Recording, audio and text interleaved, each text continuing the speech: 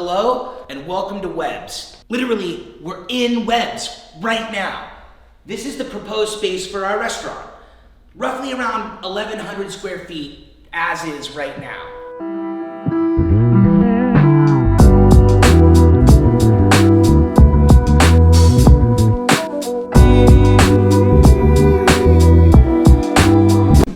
Pretty nice, right? We're tearing it all out. And that's what we're gonna talk about today. Some of the changes that we're gonna make around here and why.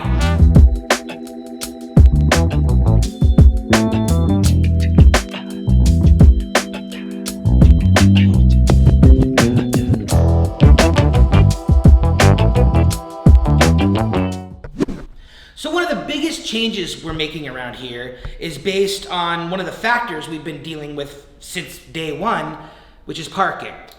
As you may know, we had our big meeting with the city a couple weeks ago, and we made a lot of headway.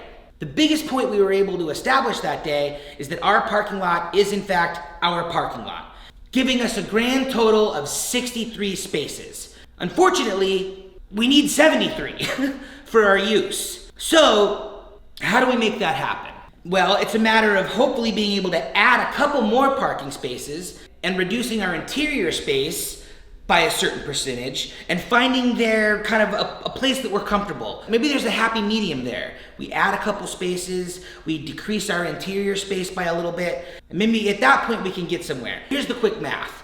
One space requires 80 square feet of interior public space. So since we're 10 spaces short, that's 800 square feet of interior space that we don't have parking for.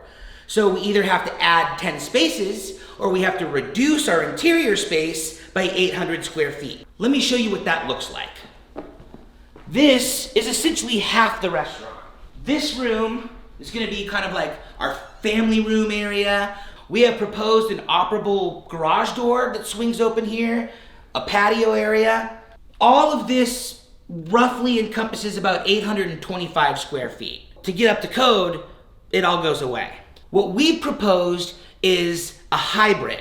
We're gonna add a couple spaces outside, we're gonna reduce our interior space by 400 square feet, then we can come up with the grand net total of what we need to cover those 10 spaces we're deficient.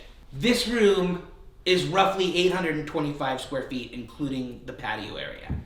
So what we're gonna do is we're gonna take this back wall and we're gonna move it up, cutting off the patio area and reducing this room by about half. By doing that, we gain X number of spaces. Once we figure exactly what that number is, then we'll know how many spaces we need to add on the outside of the building to cover our deficiency. Let me show you how we're gonna do that. Okay, so we measured everything. We measured our lot, we measured the building, and we've come up with some areas that we think we can add a couple spaces. So we think we can add 2 spaces right here at the back of the building. One car right here, and the other right behind me. And after talking to the fire authority, it's pretty clear, especially if we make the back alley one way, that we've got plenty of room to park 2, maybe 3 cars along the retaining wall to the north of the building. So far, all we've had to do is a little striping, maybe add a one-way sign, and we've already added 4, maybe 5 spaces.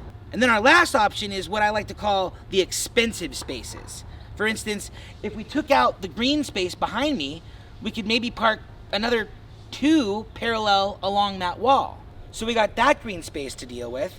And if we really need to, we could pull out this whole tree, change the curb line, redirect the swale, move all of these spaces down, and add another 2 spaces right here. So we've got a lot of options. At this point, with minimal work, we can add at least 4, maybe 5 spaces. Plus we've got options to add another 2, 3, 4 spaces. So at the end, it's gonna come down to an equation of how many spaces we can add outside and what space we're willing to give up inside. So in recap, in order to satisfy code, we need to either add 10 parking spaces or reduce the size of our restaurant by 800 square feet. Or find a way to hybridize that. Add some spaces, reduce some space inside the restaurant, and I think it's pretty clear that we found a way to do that. After checking with the city, the OCFD, the Orange County Sheriff's Department, everybody seems to be okay with what we're proposing so far, which is great news. Keeps the ball rolling, and we're still on track to get our conditional use permit in November.